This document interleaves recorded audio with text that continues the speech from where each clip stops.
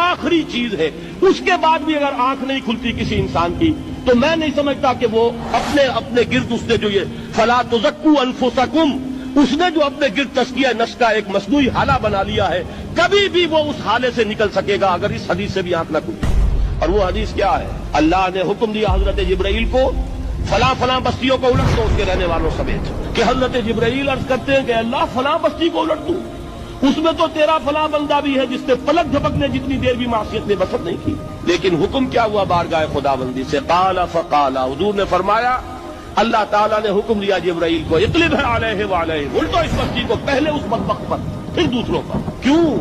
اس لیے کہ اس کا چہرہ کبھی میری غیرت میں سرخ نہیں ہوا، اس چہرے کا رنگ نہیں بدلا۔